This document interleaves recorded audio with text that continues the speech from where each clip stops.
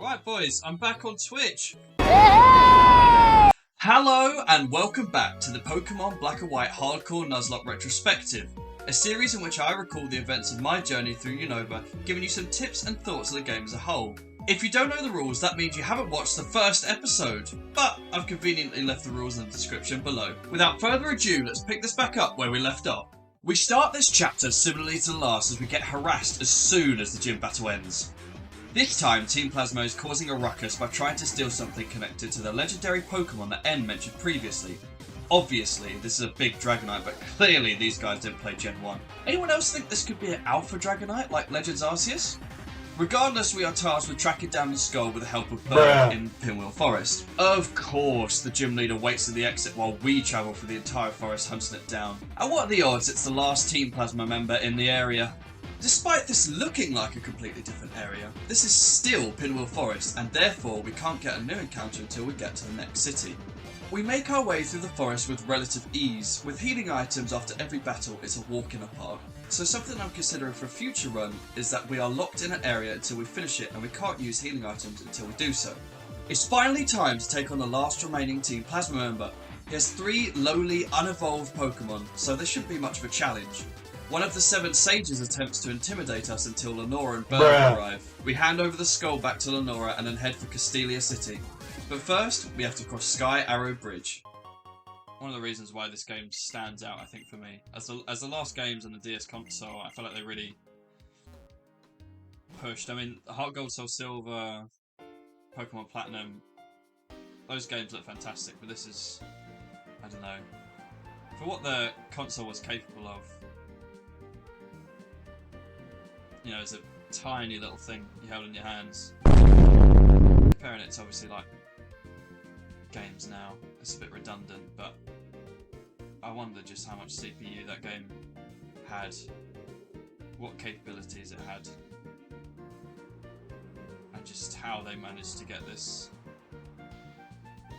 I don't know. Maybe it's because I've played this game over the years and I love it, and maybe people like and never really played it might go. Basically what I'm trying to say in this clip is this game looks really good. Anyway, we finally arrive in Castelia City. However, we don't spend too long marvelling at the Pokemon New York City equivalent as we head to Route 4 for the singular encounter for this chapter. In this area of the game, the encounters are all really good.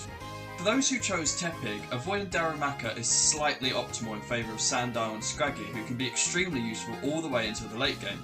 We get Scraggy and called it Tobiah as I really didn't have a nickname in mind. We have a quick check of its IVs and they are the polar opposite of Tiana's. Our new team member has a huge IV total of 127. Unfortunately its attack stat isn't great, but we can live with that. We head back down to Castelia City to get a few items and head down Narrow Street to pick up the TM for Flash until... Can I just say, right, this is a Pokemon game, look at this sus...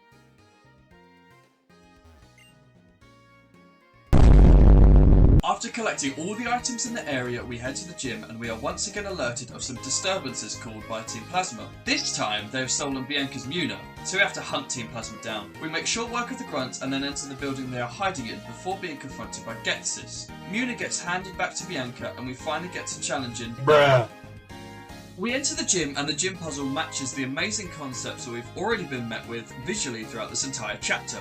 The honeycomb design is a really cool addition, although the regional Pokédex for the game lacks a bee Pokemon. It has to be said though, this particular section of the game is no challenge at all if you already have Pignite.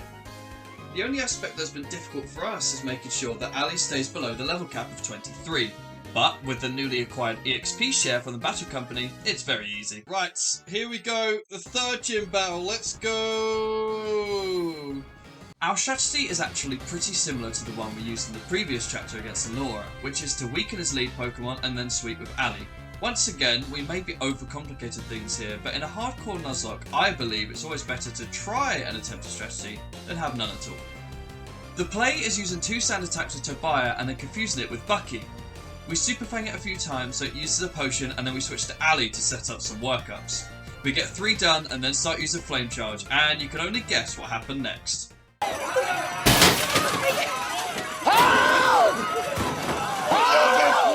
my God!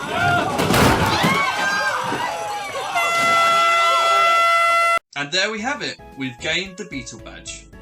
Thank you for watching this chapter of my journey. Next week we'll be attempting to gain the Bolt Badge. Join me Tuesday of this week on Twitch to watch the events unfold live.